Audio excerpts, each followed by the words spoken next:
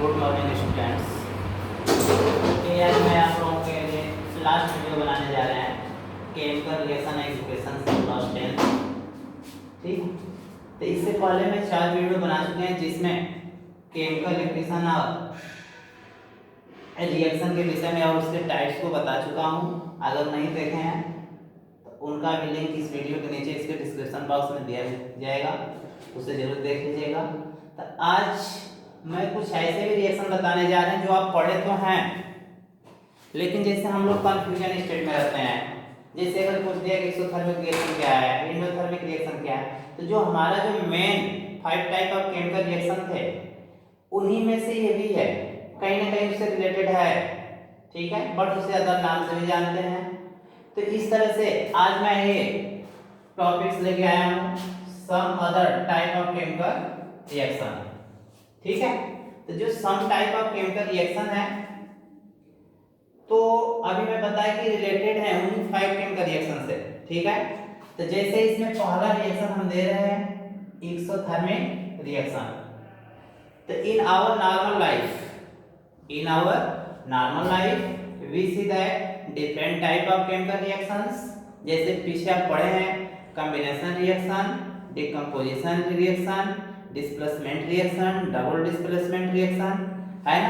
और लास्ट में 5 वाला बताया गया था ऑक्सीडेशन एंड रिडक्शन रिएक्शन, है ना। तो उन्हीं से भी रिलेटेड है, बहुत डिफरेंट नहीं है, बट इसलिए इसको बताना चाह रहे हैं अलग से कि थोड़ा सा इसमें जो इसका लॉजिक है, टर्म है, वो आप लोगों को समझ में आए। ठीक, तो इस तरह से कुछ ऐसे भी रिएक्शन होते रहते हैं जो हमारे लाइफ में हैपेंस होते हैं। ठीक है, तो जैसे पहला हमारा क्या है एक्सोथर्मिक रिएक्शन। तो एक्सोथर्मिक्स एक्सो लिबरेट होना, बाहर निकलना। रिएक्शन मींस बताइए, थर्मिक्स थर्मिक थर्म उष्मा, मतलब वह रिएक्शन जिसमें उष्मा क्या हो, एसोसिएट हो, इवोल्यूएट हो, है ना। मतलब जिसमें से उष्मा क्या हो, रिलीज होती है, उसी को हम लोग क्या कहते हैं जनरली एक्सोथर्मिक रिएक्शन, या इसको हम लोग ऐसे डेफिनेशन लिख सकते हैं chemical reaction associate with the evolution of heat energy. मतलब इसमें associated with evolution of heat energy. Heat energy क्या होती है, इवोल्यूशन होता है, बनता है, निकलता है उसमें से, इज कॉल्ड एक्सोथर्मिक रिएक्शन। तो जहां पे अगर हीट प्रोड्यूस हो रही है रिएक्शन के थ्रू, जब उसमें इंटरेक्शन हो रहा है, इंटरचेंजेस हो रहा है, ठीक है, तो अगर हीट प्रोड्यूस हो रहा है तो उसी को हम लोग एक्सोथर्मिक रिएक्शन कहेंगे। या जनरली हम कह सकते हैं जो कॉम्बिनेशन रिएक्शन होते हैं, कौन से combination reaction also exothermic reaction, जो हम लोग पीछे पढ़े हैं, अभी बताया कि ये भी उसी से रिलेटेड है। तो जो कॉम्बिनेशन रिएक्शन होती है ये भी क्या होते हैं, एक्सोथर्मिक रिएक्शन होते हैं। जैसे आप लोग पढ़े हैं या हायर क्लास में पढ़ेंगे, ठीक है, जैसे H2 प्लस O2 आप लोग देखे होंगे। मून पिक्चर में क्या है, वहां पे वाटर तो है नहीं, तो वहां पानी कैसे बनाता है, वो वही हाइड्रोजन ऑक्सीजन को क्या किया रिएक्शन कराता है। तो जब रिएक्शन कराएगा तो इसमें वाटर बनेगा, क्या बनेगा, वाटर H2O। ठीक है, तो H2O तो बन गया, लेकिन लिखना तो बहुत आसान है बेटा, लेकिन इसे बनाना कठिन है ना। इसके लिए स्पेशल डिवाइसेस होती हैं, कैसे रिएक्शन कराया जाता है। तो जब ये दोनों ऑक्सीजन हाइड्रोजन को ऑक्सीडाइज कर रहा है तो उस कंडीशन में हमारा क्या हो रहा है, हीट एनर्जी लिबरेट हो रही है, प्रोड्यूस हो रही है ना। तो देखिए रिएक्शन तो भी हो गया, इसको हम लोग क्या कहेंगे, एक्सोथर्मिक रिएक्शन।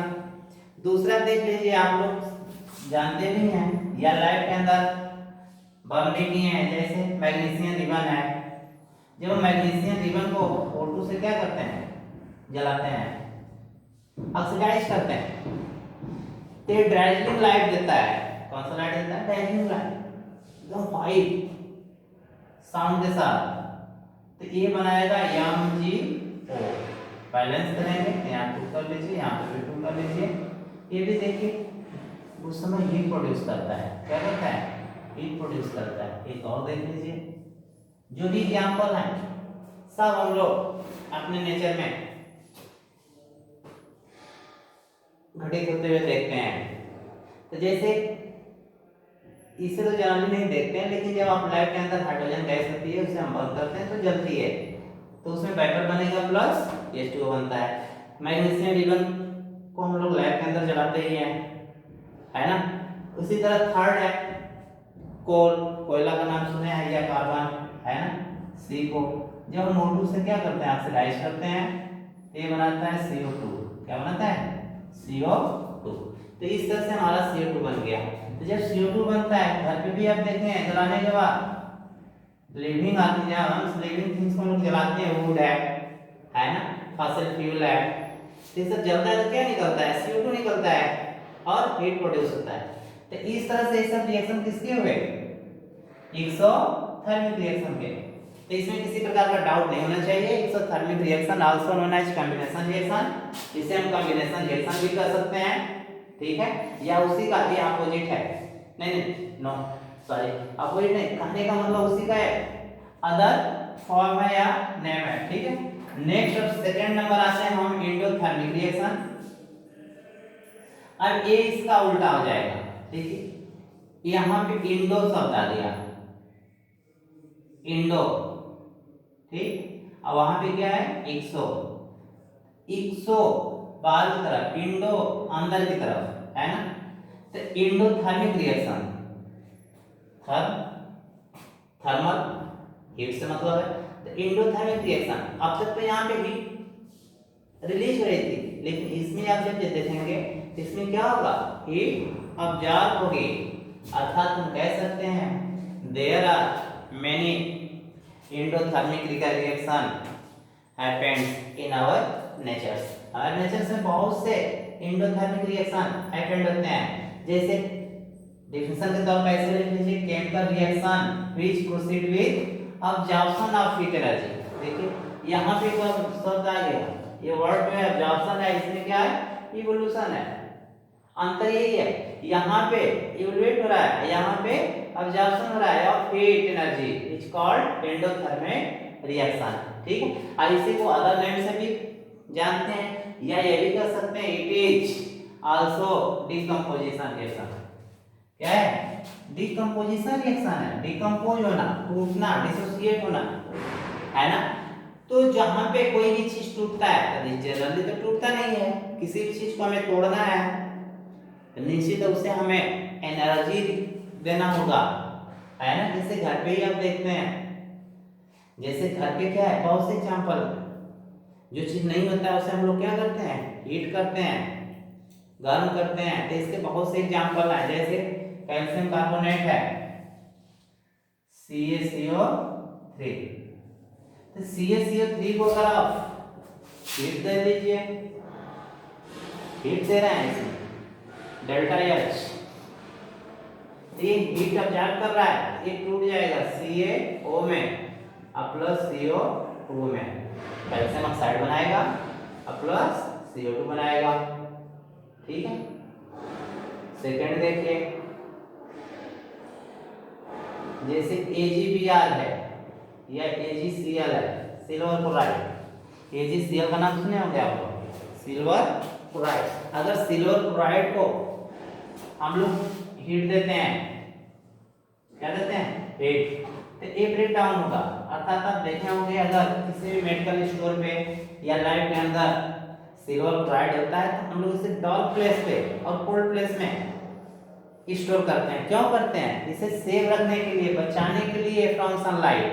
क्यों सनलाइट से बचाते हैं? Because it is photo lysis हो जाएगा इसका, जब फोटो लाइसिस होगा तो ये ब्रेक डाउन हो जाएगा, अर्थात हीट ऑब्जॉर्ब कर लेगा और टूट जाएगा Ag में और प्लस Cl2, ठीक। ये भी देखिए डिकम्पोज हो गया, तो इसमें हीट ऑब्जॉर्ब हो रही है, ठीक है। तीसरा देख लीजिए, लेड नाइट्रेट को ले लीजिए, पीछे भी एग्जांपल बताए थे, lead nitrate PbO, Pb lead हो गया, NO2 plus Pb NO3 nitrate है ना, NO3 प्लस हो जाएगा। तो अब इसे भी अगर हम हीट दें, एनर्जी दें, तो क्या होगा, सॉलिड स्टेट में होता है, हम लोग जानते ही हैं। तो ए भी क्या होगा, ब्रेक डाउन होगा, ठीक है। जब ब्रेक डाउन होगा तो आपको पता है कि ये पीबी मतलब ऑक्साइड बनाएगा, पीबीओ, पीबीओ प्लस पीबीओ के बाद में ये NO2 बनाएगा। क्या बनाएगा, NO2 प्लस थर्ड ऑक्सीजन, इसमें से क्या निकलेगा, ऑक्सीजन O2, ठीक है। तो इस तरह से इसे हम हीट करके ब्रेक डाउन कर लिए, बैलेंस करना होगा तो कर लीजिएगा, यहाँ पे 2 कर दीजिए, तो जब वहाँ 2 करेंगे तो यहाँ पर भी 2 हो जाएगा, और यहाँ पे यहाँ 2 2 या 4 वाला नाइट्रोजन यहाँ 4 कर लीजिए। इस तरह से क्या हुआ, बैलेंस हो गया। तो ये भी हमारा क्या है, एंडोथर्मिक रिएक्शन है, क्योंकि इसमें देखिए हीट क्या हो रही है, ऑब्जर्व हो रही है इसके अंदर रिएक्शन के, ठीक है। तो ऑब्जर्व होने के बाद ही जो इसके अंदर बॉन्ड है, ठीक है, या अट्रैक्शन फोर्स हैं जो ऑपरेट हुए हैं, वो क्या हो रहे हैं, वीक हो जा रहे हैं और टूट जा रहे हैं, ठीक है। तो इस तरह से इनके अंदर जो ऑपरेटिंग फोर्सेस होता है उसे तोड़ने के लिए हमें हीट की जरूरत होती है। यहाँ पे जोड़ने के लिए जब हम जोड़ते हैं, न्यू बॉन्ड फॉर्मेशन होता है, तो उसमें हीट एक्स्ट्रा बन जाती है। कहने का मतलब जब एक टूटेगा डिसोसिएट होगा, जो हमारी हीट निकलती है, यहाँ पे फॉर्मेशन हो रहा है, तो जो इसके अंदर हीट एक्चुअली होगी उससे ज्यादा हीट इन दोनों में से रिलीज होती है, जो एक्स्ट्रा होती है वही क्या होती है, यहाँ पे रिलीज हो जाती है। यहाँ पे इसे डिसोसिएट करने के लिए स्वतः तो होता नहीं है, तो इसे हम देते हैं, जब देते हैं तो ऑब्जॉर्ब करता है, ऑब्जॉर्ब करके इसके अंदर जो ऑपरेटिंग फोर्सेस हैं उसे क्या करता है, ब्रेक डाउन करता है और टूट करके अलग से न्यू कंपाउंड्स बना लेते हैं। तो इस तरह से आपको हम एक्सोथर्मिक और एंडोथर्मिक बता दिए, ठीक है। ये भी है, कभी कभी पूछ देता है कि what is precipitation reaction, precipitate और प्रेसिपिटेट बनना, जैसे कभी कभी आप लोग नेचर में भी देखते हैं बर्फ का गिरना, वो भी प्रेसिपिटेट है ना। तो उसी तरह यहाँ पे हमें प्रेसिपिटेशन से मतलब है कि व्हाट इज प्रेसिपिटेशन रिएक्शन, ऐसे भी आपसे क्वेश्चन कर सकता है पेपर में।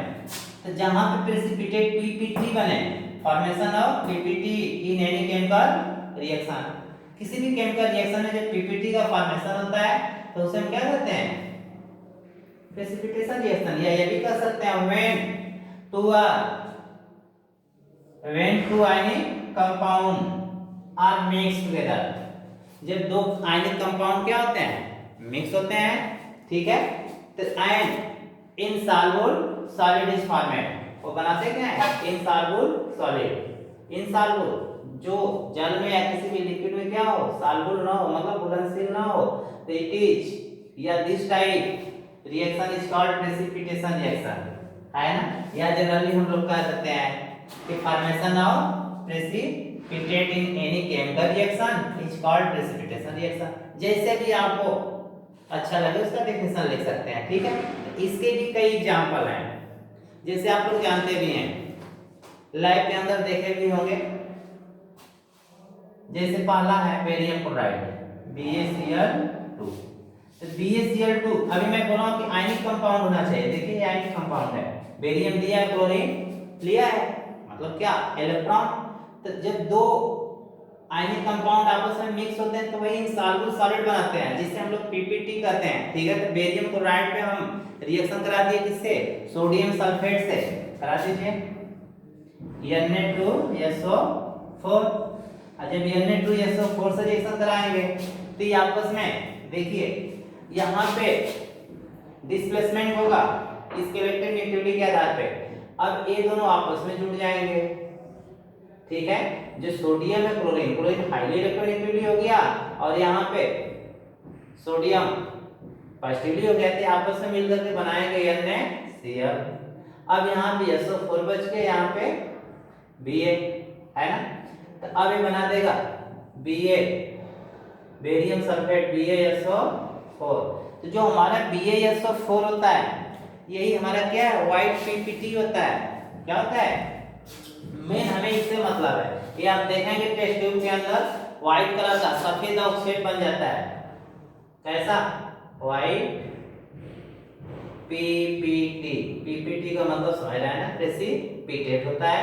ठीक है, तो इस तरह से इसमें देखिए दही जैसा थक्का व्हाइट फॉर्मेशन होता है जिसे पीपीटी कहते हैं। इस तरह से ऐसे रिएक्शन को ही हम लोग प्रेसिपिटेशन रिएक्शन कहते हैं। दूसरा एग्जांपल भी ले लीजिए, जैसे बेरियम क्लोराइड पे हम सोडियम सल्फेट से रिएक्शन कराए, अब जो है कि सिल्वर क्लोराइड ले लीजिए, या नहीं सिल्वर नाइट्रेट, तो सिल्वर नाइट्रेट पे NaCl से रिएक्शन करा दीजिए, silver nitrate AgNO3 silver nitrate हो गया, इस पे हम NaCl से रिएक्शन करा दिए।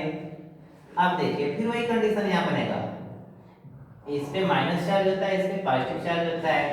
सोडियम जो होता है सिल्वर से हाईली रिएक्टिव होता है, इसलिए इसे रिप्लेस करेगा, रिप्लेस करके बनाएगा NaNO3 सिल्वर नहीं सोडियम नाइट्रेट बना लिया।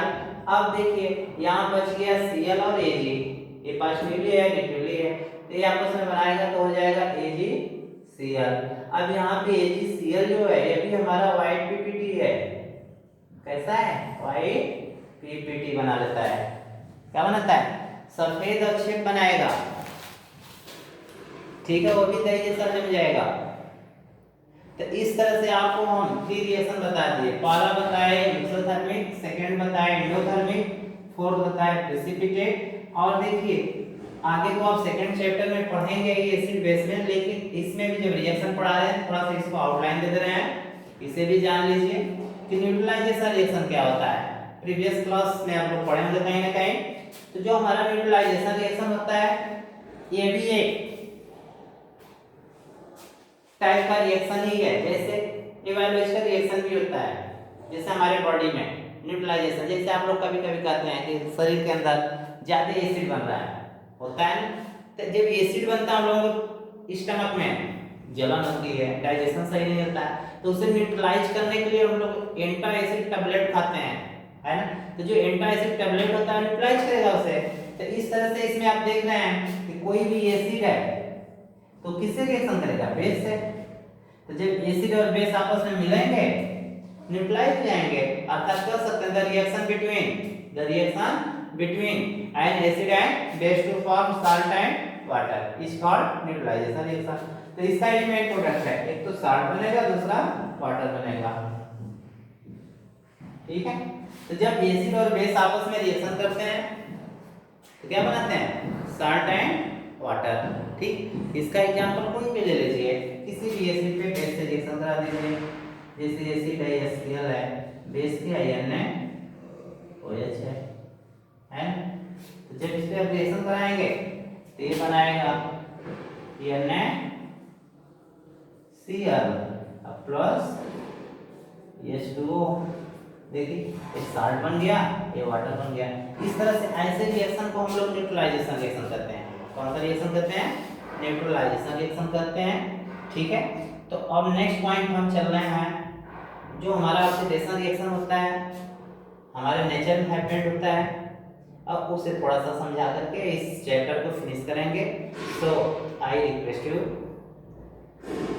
Pause this video and make notes. ठीक है बेटा, तो आज ये लास्ट पॉइंट हमारा है effect of oxidation reaction in daily life. ठीक है, तो ऑक्सीडेशन रिएक्शन तो आप लोग जानते हैं कि ऑक्सीडाइज करता है, ऑक्सीजन किसी भी चीज को जलाता है ना। तो जब ऑक्सीडेशन जलाता है तो ऐसे बहुत से रिएक्शन हैपेंस होते हैं in our surrounding. In our normal life we see different type of oxidation reaction which happen in our surrounding. ठीक है, तो इस तरह से ऐसे भी ऑक्सीडेशन रिएक्शन है जिसमें से ये दो जो मैं लिखा हूं मोस्ट इंपॉर्टेंट है आपके सिलेबस के अकॉर्डिंग, जैसे करोजन ऑफ मेटल्स। पहला क्या है? Corrosion of metals. तो मेटल तो आप सभी लोग जानते हैं, जनरली आप लोग कह देते हैं कि metal is good conductor of electricity and heat, है ना। It is ductile, it is sunrise. But metal होता क्या, उसका एक्चुअली डिफिनेशन ये होता है बेटा कि जो एलिमेंट इलेक्ट्रॉन एक्सेप्ट करते हैं, ठीक है, डोनेट करते हैं, जो एक्सेप्ट करेंगे वो तो नॉन मेटल हो जाएंगे। ठीक है, तो जो मेटल होते हैं जनरली इलेक्ट्रॉन डोनेट करते हैं। ठीक है, तो जो मेटल होते हैं ये ऑक्सीडाइज होते हैं, जैसे the slow destruction, slow destruction of metals on expose to atmospheric gases. Atmospheric gases, बहुत से गैसेस हैं एटमॉस्फेयर में, जैसे आप जानते भी हैं वाटर वेपर भी एक टाइप का गैस ही है ना। तो मॉइस्चर और गैसेस जब ये आपस में, जैसे ऑक्सीजन है और मॉइस्चर H2O है ना, जब ये दोनों मेटल से क्या होते हैं, रिएक्ट करते हैं, तो इसके रिजल्टिंग में क्या होता है, एक प्रकार का ऑक्साइड बनता है या कार्बोनेट बनता है या सल्फाइड बनता है। कहाँ, मेटल के ऊपर, जो मेटल है ना उसके ऊपर रिएक्शन करके एटमॉस्फेयर में क्या बनाते हैं, उसका ऑक्साइड बना लेंगे, उसका कार्बोनेट बना लेंगे, उसका सल्फाइड बना लेंगे। ठीक है, तो ये जो होते हैं करोजन ऑफ मेटल होता है। जैसे एग्जांपल के तौर पे मैं दे रहा हूँ, फर्स्ट एग्जांपल, जैसे आप जानते भी हैं क्या, रस्टिंग ऑफ आयरन। क्या है, रस्टिंग ऑफ आयरन।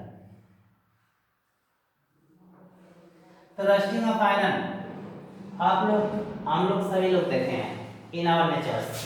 तो जो रस्टिंग ऑफ आयरन होता है एक तरह से स्लो डिस्ट्रक्शन है, वो एक्सपोज हो जाता है। जो हमारा मेटल है, आयरन क्या है, वेरी प्रीशियस मेटल है, देखते हैं उसका डिफरेंट यूजेज है इन आवर लाइफ, तो उसे भी रस्ट क्या करता है, बबल अप कर जाता है, खा जाता है स्लोली।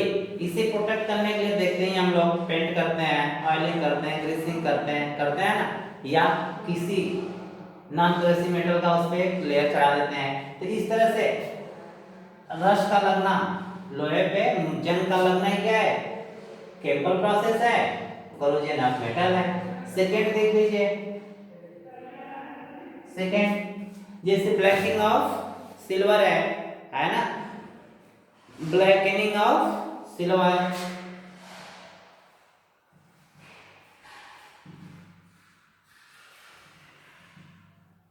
Blackening of silver. जैसे हम लोग सभी लोग देखते हैं कि घर की जो औरतें होती हैं ज्वेलरी यूज करती हैं, ज्वेलरी में गोल्ड भी यूज करती हैं और सिल्वर भी, प्लेटिनम भी, पीटी है। तो मेनली तो इसी को इधर हम लोगों के यहाँ यूज होता है। तो गोल्ड जो होता है आप देखते हैं नॉन कोरोसिव मेटल है। क्यों ये नॉन कोरोसिव मेटल होता है, ये नॉन कोरोसिव होता है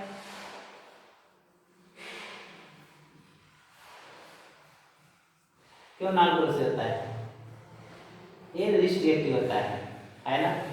उससे अधिक सिल्वर होता है, सिल्वर से सिल्वर ऑक्साइड बना देता है ना। जो सिल्वर ऑक्साइड होता है ब्लैक कलर का होता है, किस कलर का होता है, Ag2O सिल्वर ऑक्साइड, फिर ब्लैकिंग होता है ब्लैक कलर का।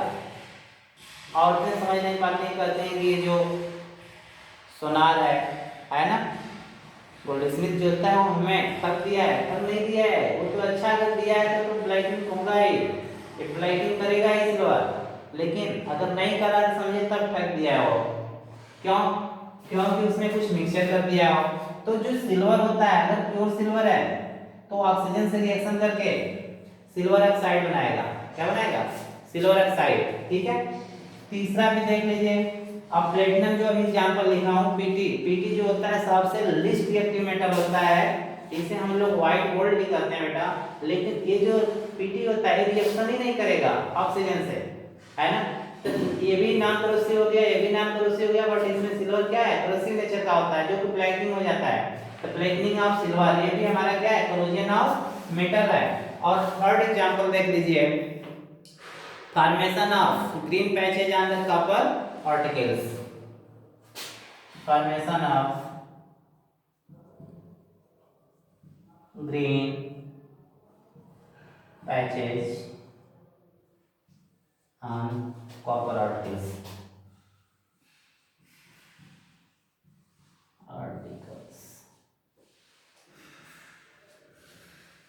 ठीक, जैसे आप लोग देखे होंगे, इसका एग्जांपल भी मैं बता दे रहा हूँ, क्लियर कर लेंगे। जैसे जो मुसलमान लोग होते हैं अधिकतर आप देखे होंगे, जो मस्जिद बनाते हैं मस्जिद, उसके ऊपर कापर का छत लगाते हैं, जो उसका गुलाम्बर होता है ना ऊपर गुंबर, उसमें कापर यूज करते हैं सब। क्यों कापर यूज करते हैं, उसका क्या कारण है, कभी कभी पूछ देता है स्कूल में के पेपर में। तो उसका एक ही रीजन है, अगर वो कॉपर को यूज कर रहे हैं तो आफ्टर पासिंग द टाइम, जैसे जैसे समय बीतेगा वो क्या करेगा, धीमे धीमे चेंज होगा। किस कलर में, ग्रीन कलर में। जैसे हम लोगों का रेड कलर शुभ माना जाता है ना, उसी तरह उन सबका ग्रीन कलर होता है, और वो ऊपर क्या होता है, वो धीमे धीमे ग्रीनिश कलर का, ग्रीन कलर का हो जाएगा। ठीक है, तो ग्रीन कलर क्या होता है, वो कार्बोनेट बना लेता है, जो एटमॉस्फेयर में CO2 होता है ना, उससे रिएक्शन कर लेता है कॉपर, और कॉपर कार्बोनेट बनाता है, जिससे उसका कलर कैसा हो जाता है, ग्रीन। ये भी हमारा क्या हुआ, करोजन ऑफ मेटल है। तो इस तरह से बहुत से एग्जांपल है बेटा, और भी सोयान है, उसे देख लेना। ठीक है, अब नेक्स्ट और लास्ट पॉइंट हमारा है रेंसिडिटी ऑफ फायर। ये भी मोस्ट इंपॉर्टेंट है, इस पे भी कई बार क्वेश्चन पुटअप कर चुका है वो। तो जो रेंसिडिटी होता है ये क्या होता है, इसे थोड़ा सा जान लीजिए। जैसे फूड होता है ना, तो जो फूड होता है, फूड का स्पॉइल होना, खराब हो जाना। जैसे हम लोग कहते हैं ना, गर्मी के दिनों में सुबह की दाल शाम को खाते हैं, खट्टी हो जाती है, तो कहते हैं फूड पॉइजनिंग हो गया। तो होता है क्या है उसमें, चाहे आयल हो या फैट हो या कोई भी चीज, वो एक्सपोज हो जाता है। तो oil and fats are expose to moist air, है ना, मॉइस्ट एयर से क्या करता है, एक्सपोज होता है एंड गेट ऑक्सीडाइज हो जाता है, फिर oxidize to form certain substance, उसमें एक न्यू सब्सटेंस बना लेता है। ठीक है, बाय विच द स्मेल, अब देखिए उसका स्मेल और टेस्ट क्या होता है, चेंज हो जाता है and they became unfit for consumption, जिसे हम लोग खा नहीं सकते हैं। तो ऐसे चीजों को, जैसे जो हमारा फूड है, जब वो क्या हो, एक्सपोज हो जाए नेचर में, ठीक है, उसमें से बैड स्मेल आने लगे, उसका टेस्ट चेंज हो जाए, अर्थात हम कह सकते हैं they became unfit for us या कंजप्शन, तो उसी को हम लोग कहते हैं रेंसिडिटी। क्या कहते हैं, रेंसिडिटी। ठीक है, जैसे आपको भी हम समझाते रहे, जैसे हम लोग कोई चिप्स खरीदते हैं तो देखते हैं जब फाड़ते हैं तो उसमें से गैस निकलती है, तो कौन सी गैस होती है, नाइट्रोजन भर दिया जाता है, उसमें से ऑक्सीजन को निकाल दिया जाता है, जिससे कि उसमें मॉइस्चर ना हो। जब मॉइस्चर नहीं होगा और फिर तो वो एक्सपोज नहीं होगा, ऑक्सीडाइज भी नहीं होगा, तो इस तरह से वो सेव रहता है, ज्यादा समय तक उसे हम रख सकते हैं। ठीक है, तो इस तरह से बेटा ये हमारा लास्ट चैप्टर, अरे फर्स्ट चैप्टर का आज लास्ट वीडियो था। ठीक है, इसे आप लोग देख लीजिएगा, जो भी इस पे असाइनमेंट मिला होगा या मिलेगा, दिया गया भी है, उसे कर लीजिएगा। ठीक है, तो thank you for you watching this video.